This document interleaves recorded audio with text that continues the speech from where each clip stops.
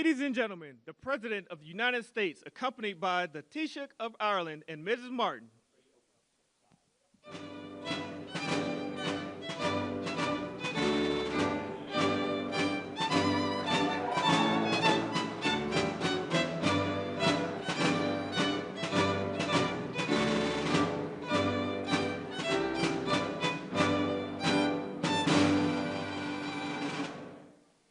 Well, thank you very much. It's a great honor. Great people. A lot of Irish friends right there. A lot of very, very good Irish friends. But thank you all for being here. Even though it's still a few days away, I want to be the first to wish each and every one of you a very happy St. Patrick's Day. It's a big day. And as a lifelong New Yorker, nobody knows the Irish better than me. I know too much about the Irish. So let me begin by saying I really do. I love the Irish. I've had great, great friends over the years, and I love the Irish, special people. And I've been to Ireland many times. I have a lot of property in Ireland, actually, and it does very well, so I like it. If it didn't do well, I wouldn't like it. But I'm always struck by the awesome beauty of the Emerald Isle and the strength and warmth and grit and grace of the Irish people. Very few people can compare. Today we're delighted to welcome Taoiseach Micheál Martin, a very special man doing incredibly well and very popular, and his beautiful wife, Mary. And I want to thank you both for being here. The first official visit to the White House, so thank you very much for being here with us. Thank you. Thank you.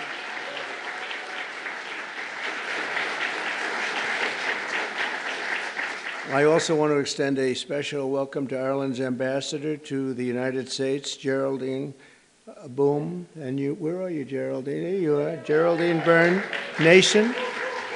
And you're going to be working with this gentleman right here. He's a very great golfer, one of the best golfers that you'll ever see. He'll be playing golf all day long he'll take clients out to play golf, but he's won many, many club championships. And Ed Walsh, congratulations. Great, great. Going to be great.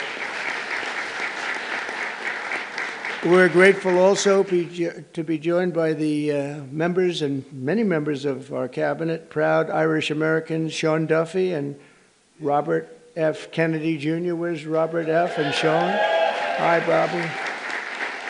I knew that, let's see, Duffy we knew and Kennedy we knew. Some of you I wasn't as sure. Pam Bondi, I don't know. Are you Irish? Are you Irish? I don't know, with that name, I can't figure that out. She's doing a hell of a job, I'll tell you. That Attorney General Pam Bondi, Secretary of Energy. Secretary of Energy, Chris Wright. And you're doing a good job. You see the oil is going down. It's going down. $65 a barrel today.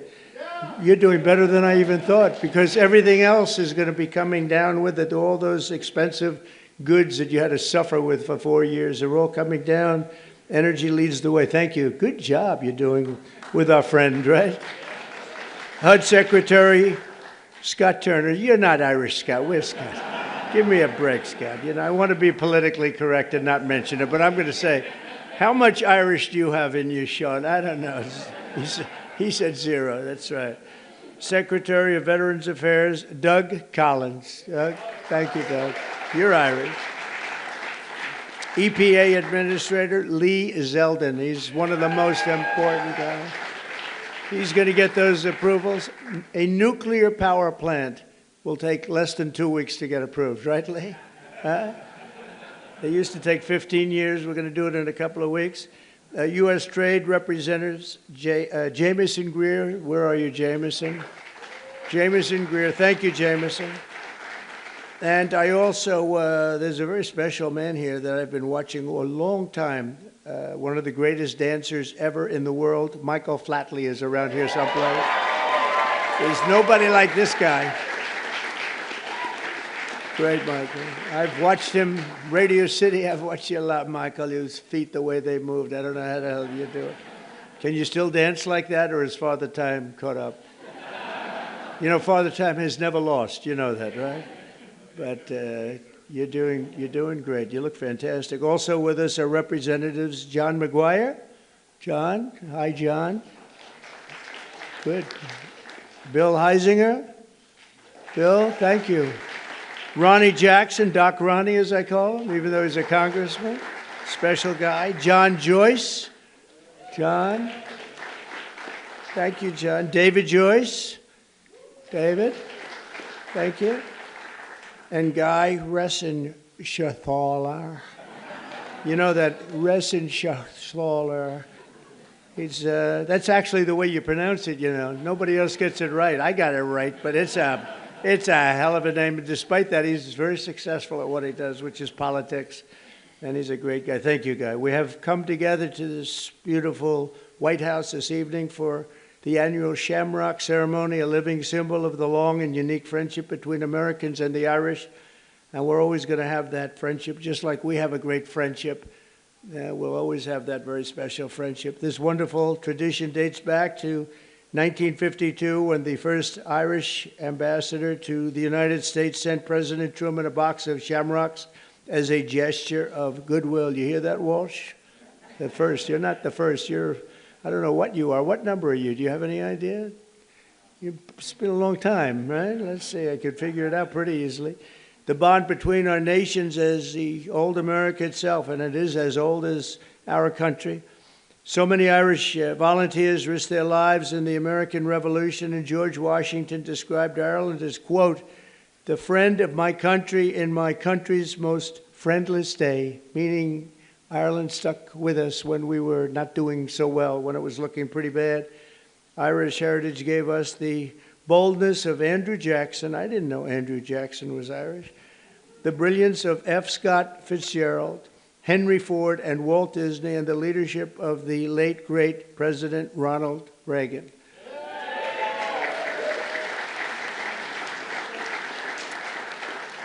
It was men and women of Irish descent who built the hallowed halls of Notre Dame University. Notre Dame is great. What a great place. The legend of the Boston Red Sox and the golden arches of McDonald's. That's right.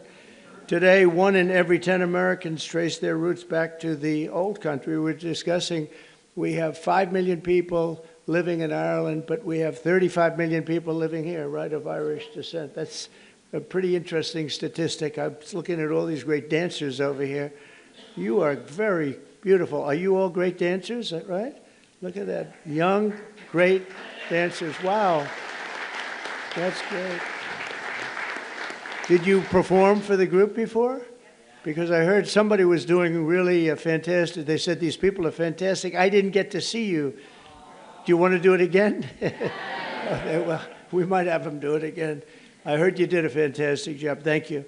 As we celebrate Irish American Heritage Month, we're grateful to be joined by hundreds of these proud patriots right here today. And I know them from personal experience that many of the people that we have here, they're just fierce. They have fierce Irish flame. We call it, you never give up. You never, ever give up. Oh, I even see Don. Hello, Don. You are definitely Irish, Don McGann. You are definitely an Irishman. There's no question about that. But you never give up. We will never give up ever, right? For the young ones, ever. Because you never know what's going to happen, you know? Just a little bit more effort and you get there. Look at what happened to me. A lot of people said this was not a possibility.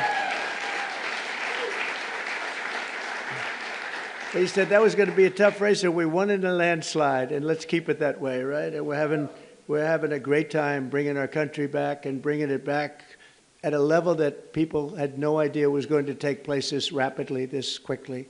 And a lot of our great people that are secretaries and the people working in the administration are here, and they're doing a fantastic job. So I want to thank all of you. 5 blocks east of where we are today, that spirit once helped save the very heart of the city's Irish American community. You all know about it. During the War of 1812, British forces rampaged through the streets of Washington, burning every building in their path. Every single building was being burned down. Almost every one fled, but not Father William Matthews of St. Patrick's Church, which was built to serve the Irish workers who came to build the Capitol and the White House. They were building the White House, and they formed a great bond.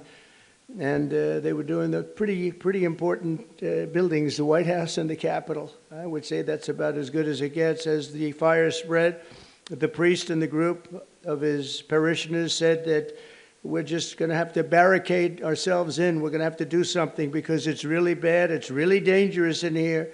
And inside the church, they climbed to the roof, armed with only buckets of water. That's the only thing they had. And the other thing they had was faith in God. They had a big faith in God. They said, God will never do this to us. Risking their lives, they defended the church, and more than 2 centuries later, St. Patrick still stands as a beautiful testament to their incredible resolve and bravery, and the patron saint of the Emerald Isle, and that's what it is, St. Patrick. So we have St. Patrick's Day, and we remember their courage, and we honor the bravery of countless Irish Americans who have kept our country safe, strong, prosperous, and free. And I made a little talk with my friend right behind me before at the Capitol, and they gave me one statistic that they don't have here. I thought it was an amazing statistic. 50% of the people that won the Congressional Medal of Honor were Irish. Can you imagine? And I want to check on that, because that sounds to me, it's just that. I want to, Pam, would you please have that investigated? Because how is that possible? Seriously, how is that possible? I was very surprised to see that, Mary. Would you agree that that's possible? With the Irish, anything? With the Irish? No, think of it. The Congressional Medal of Honor is the highest award you can get in this country. And 50%, although you also have the Presidential Medal of Freedom, but I will say the Presidential Medal of Freedom, it's much easier to, I mean, you get it for achievement in something, but you don't have to take many, many bullets, although there has been one bullet that was, not too good. I'm the only one, the presidential, that got that. But think of that, 50% of the people that received the Congressional Medal of Honor had Irish heritage and were involved in some form with the Irish, and that's pretty good. That's a pretty big statement. In closing, I want to remember one more Irish-American patriot our nation lost this week.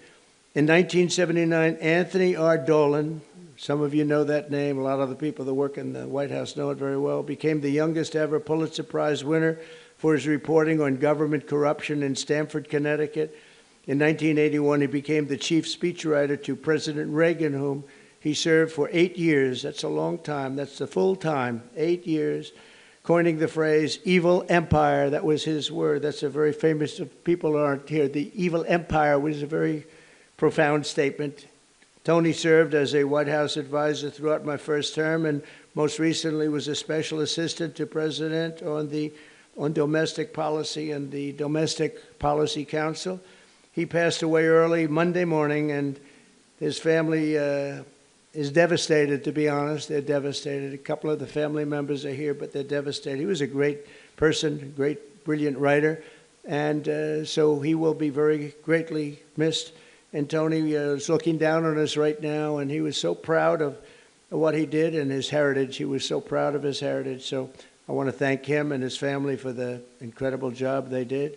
Once again, let me wish everyone a very happy St. Patrick's Day. And with that, I would like to ask Taoiseach Martin to say a few words. He's a very, very special man in Ireland. As you probably know, he's a very popular guy, which is not easy in Ireland. And it's an honor to have both Mary and Michael here with us, because we really, we've gotten to know each other very well, and they're great people. Thank you very much, everybody.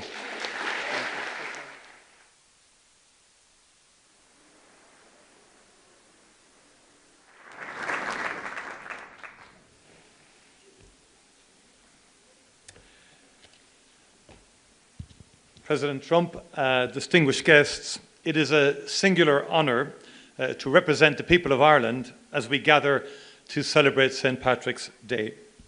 The time-honoured tradition of the Shamrock Bowl ceremony is an important moment to reflect upon the relationship between our two countries.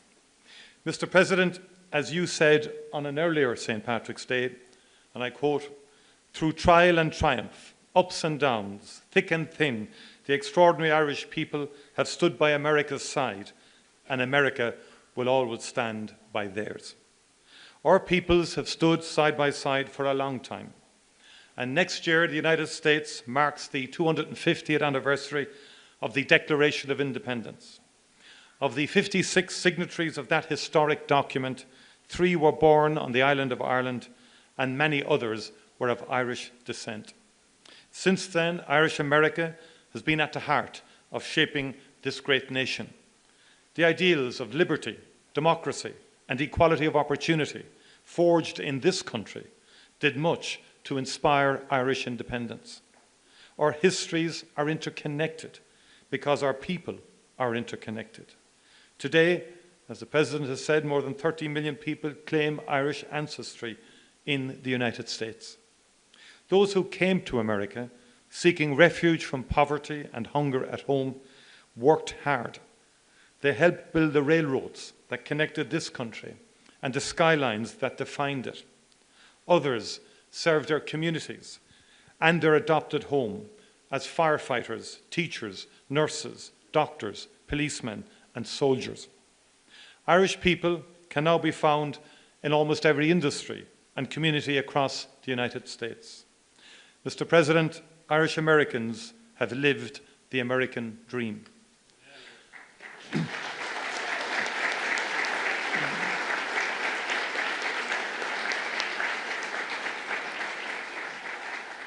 I saw that for myself earlier this week in the great state of Texas, where I met Governor Greg Abbott, attended South by Southwest, and learned about exciting economic opportunities that abound in the Lone Star State.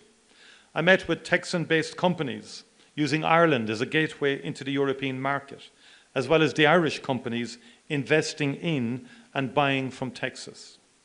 All across the United States, men and women go to work every morning in Irish-owned companies.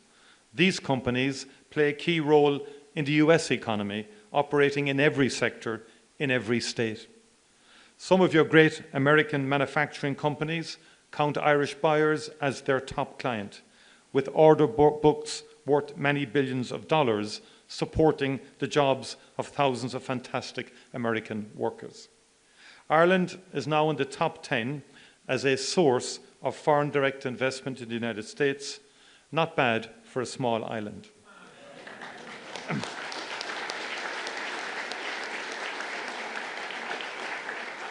Ireland likes to trade with the United States, and the United States likes to do business with Ireland because we are strong and reliable partners.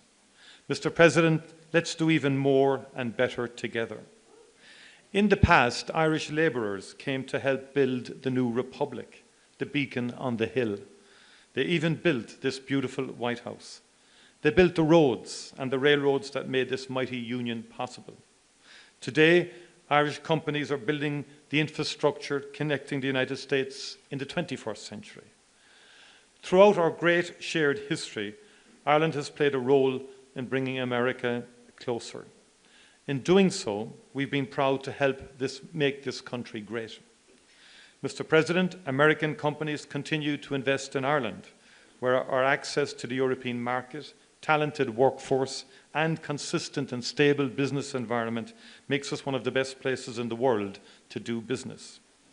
And just like our peoples and cultures, our economies are deeply interconnected. Investment in Ireland helps American companies sell their products across the world. Our island is home to a people with an outward perspective, generations of whom have looked to the United States for opportunity and inspiration. We've built prosperity through free and fair trade with partners all over the world, and particularly here in these United States. Let us continue to build on that foundation, bringing ever-growing prosperity to both our great peoples. Let us continue to work together to make sure that we maintain that mutually beneficial two-way economic relationship that has allowed innovation and creativity and prosperity to thrive. Mr. President, on St. Patrick's Day in 1981, in this House, President Ronald Reagan spoke of a just and peaceful solution to the conflict in Northern Ireland. And that was the start of an extraordinary journey. 17 years later, after enormous effort and commitment and dialogue and disagreement and sheer perseverance, we signed the Good Friday Agreement. We signed a just and lasting peace into being. And the United States of America was at the very center of that magical moment of hope and inspiration. Successive presidents, Republican and Democrat, cared enough to put in the late nights, the persuading, the cajoling, the negotiating, the encouraging, the influencing. And Mr. President, 3,720 people were killed in that conflict, and close to 50,000 people were injured. In per capita terms, that's many millions of Americans. And just imagine that for a moment in terms of the scale of what happened. It was the support of the United States of America that was essential in bringing that to an end. One of the greatest achievements of American foreign policy, with heartfelt commitment from both sides of the aisle. The story of peace in Ireland is one that we wrote together. We know building peace is a difficult and painstaking task, but when the mighty United States of America puts its shoulder to the wheel, there is no mountain it cannot move.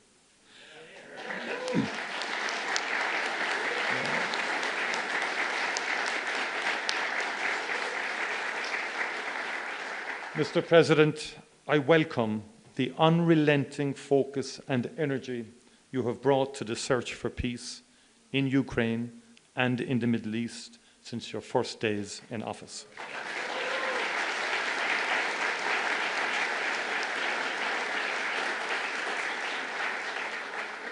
In my view, there is nothing more noble, President, than the pursuit of peace.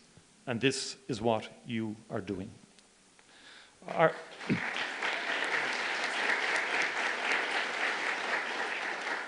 Ireland is ready to work with you and our international partners to end conflict and especially to bring just, lasting and sustainable peace to the people of Ukraine and the people of the Middle East. Conflict and war hurt the most vulnerable. Too many children in particular have died in Gaza, in Israel, in Sudan, and too many children have been abducted in Ukraine. Let us together never cease to strive for peace, prosperity, and opportunity for all the world's children. That would be an extraordinary achievement for the transatlantic relationship and an extraordinary legacy for the ages. Mr. President, County Clare is one of the most beautiful places on this earth. And Doonbeg is one of its finest jewels. One of Ireland's finest poets, and we've had a few, as you know, wrote of the beauty of County Clare along the flaggy shore in September or October, when the wind and the light are working off each other. And Heaney wrote of how Ireland can catch the heart off guard and blow it open. I have been to that part of Clare, and I know that that is true. Mr. President, I hope that we can welcome you to Ireland soon to catch your own heart off guard. You know better than anyone the beauty of Doonbeg, a place that would take anyone's breath away. Gorov Mila Amahagut, Banachdi na Fela Podrig Oruv Galer. Thank you very much indeed, and happy St. Patrick's Day to you all. Thank you.